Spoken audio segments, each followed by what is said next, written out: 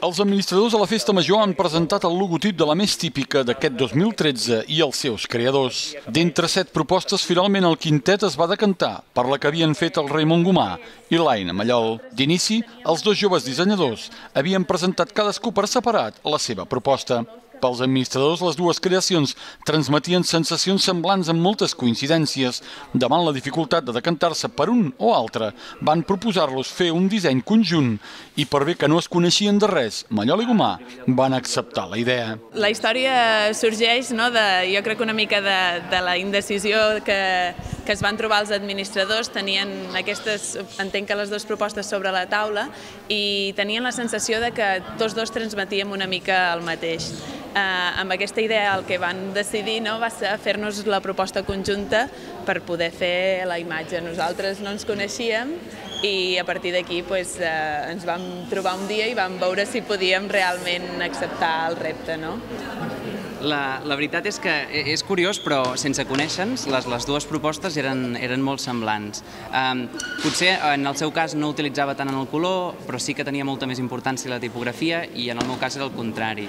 Però també en els dos casos la tipografia era feta a mà i diguem que fusionar-ho va ser fàcil. Va ser fàcil perquè sí que és cert que el fet que partissin les dues d'emocions, de sentiments, del que era per nosaltres la Festa Major, doncs ens va simplificar la feina. I el primer fruit el presentaven oficialment aquest dilluns, mostrant el logotip que identificarà la més típica, una suma d'explosions, van dir, a través d'una imatge que vol expressar sensacions, emocions i sentiments d'una festa com la vilafranquina. I ho han sintetitzat a través dels colors i d'una tipografia única i exclusiva, partint de la idea que la Festa Major de Vilafranca és única. Deu fer al voltant ja d'unes 3-4 setmanes que ens trobem els dos i comencem una feina intensa de trobar aquest camí, aquesta coherència del que volíem nosaltres de la festa. Aquesta idea de comunicar, de transmetre, de fer participar la gent i plasmar totes aquestes emocions que per nosaltres eren la festa en una imatge.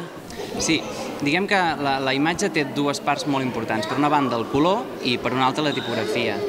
El que nosaltres pretenem amb el color és plasmar les emocions, els sentiments, sintetitzar els colors de la festa, dels moments que vivim en colors i en formes que fem nosaltres personalment.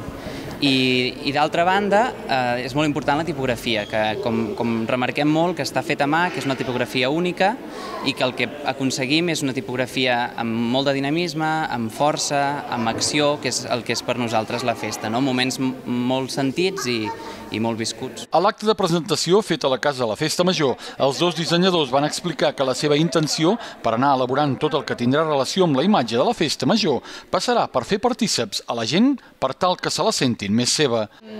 Amb aquest caràcter, nosaltres el que preteníem era fer participar la gent i per això la nostra primera acció va ser portar aquests nens que taquessin de nou aquesta gran lona que tenim aquí al darrere i que això després evolucioni cap a un altre lloc. Això formarà part de l'estand de les Fires de Maig, és a dir, tot aquest color, tota aquesta participació que volem que el poble s'involucri en el que és la imatge de la Festa Major, doncs queda una mica representat en aquesta gran lona que avui hem fet que els nens dibuixessin.